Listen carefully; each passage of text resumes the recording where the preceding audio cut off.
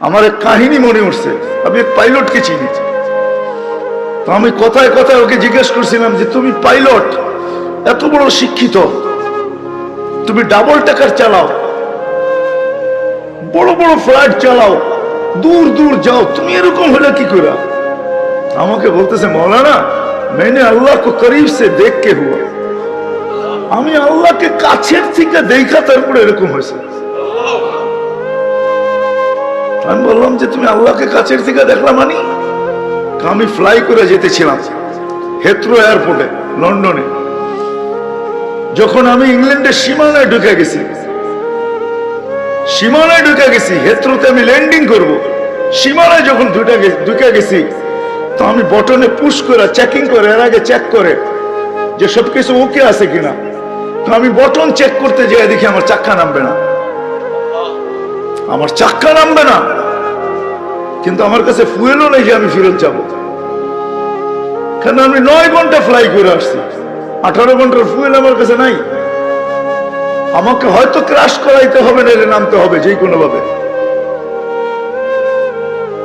বলে আমি হেথ্রো টাওয়ারের সাথে যোগাযোগ করছি যে আমার এই অবস্থা, কি করবে করো, আমার কাছে ফুয়েল নেই, আমাকে হয়তো ক্র্যাশ হইতে হবে, নাহলে কোনো ব্যবস্থা হইতে হবে যে আমি ল্যান্ড করতে পারি। হেথ্রো এয়ারপোর্টের ভিতরে কিয়ামত হয়ে গেছে, কিয়ামত, যে এই জাহাজকে ল্যান্ড করাবে তো করাবে কি করে। তারপরেও একটা সিস্টেম থাকে, ঠিক না? কিন্তু বলে ওই সময় যখন আমি ল্যান্ড করতেছি প্রসেসিং এর মাধ্যমে, তখন আমার হঠাৎ মনে উঠছে আমি না মুসলমান। তখন আমার মনে উঠছে আমার আল্লাহ না সব পারে। বলে আমি চিৎকার দিছি ককপিটের ভিতরে, আমার আল্লাহ সব পারে বলে বটনে চাপ দিছি, গড়গড়ে আমার চাক্কা নেমে গেছে। আমি স্বাভাবিকভাবে ল্যান্ডিং করছি, এর আগের কিয়ামতের চেয়ে বড় কিয়ামত হয়ে গেছে। পুরা এয়ারপোর্ট ছুটে আসছে, তুমি আমাদেরকে এই ধোঁকা দিলে তো দিলে কেন? তোমার জন্য হেথ্রো এয়ারপোর্টের মতো হাজারো ফ্লাইটকে আমরা বাতিল করছি, ডাইনে বামে পাঠায়া দিছি যে অঘটন থেকে বাঁচার জন্য।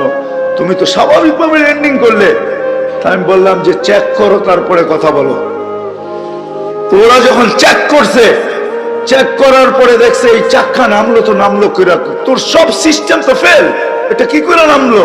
বলে আমি দ্বিতীয়বার দরজার ভিতরে দাঁড়ায় চিৎকার দিছি আমার রব সব পারে। তখন আমি এয়ারলাইন্সের মালিককে, এয়ারলাইন্স চালাদেরকে চাবি বুঝাইয়া দিছি, লও তোমাদের চাবি, 4 মাস পরে চাবি আমি হাতে নিব, যদি দেও, এর আগে নিব না। আমি এইখান থেকে চললাম, কেন আমি মালিককে কাছের থেকে দেখে ফেলছি। সত্য এটাই, আমি আপনাদেরকে এই সন্ধানে দিতেছি, সত্য এটাই।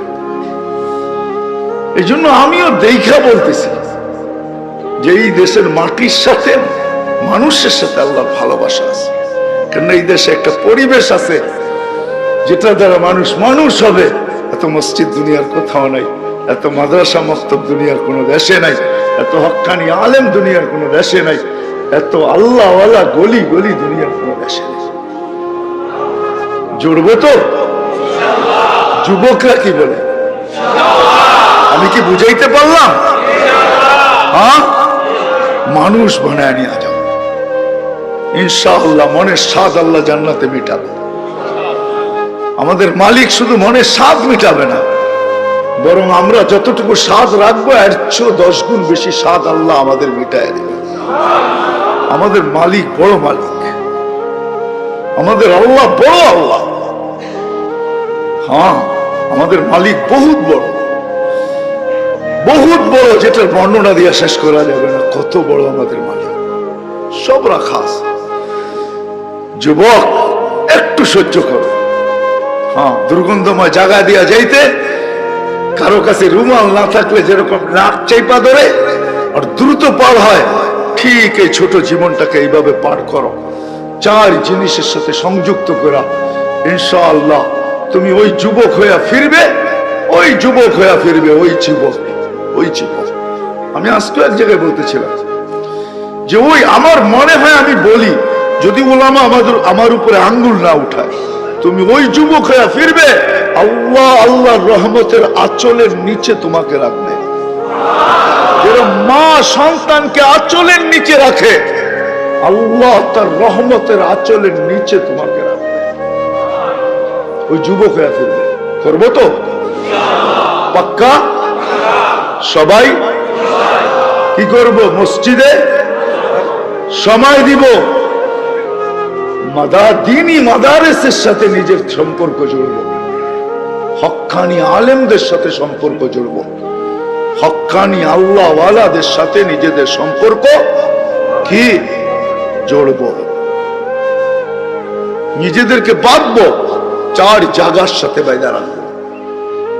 যত বেশি দিতে পারি তত উপকৃত হব, তত তাড়াতাড়ি হবে।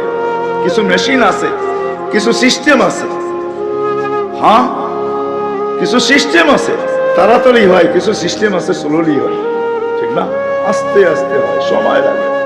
আবার কিছু আছে কি খুব দ্রুত হয়। ইনশাআল্লাহ যত বেশি সময় দিব তত বেশি আল্লাহ আমাকে মানুষের মতো, মানুষ তত দ্রুত গতিতে বাড়াবে। আল্লাহ আমাদের সবাইকে আমল করার তৌফিক দান। ওমা আলাইনা ইল্লাল বালাগ।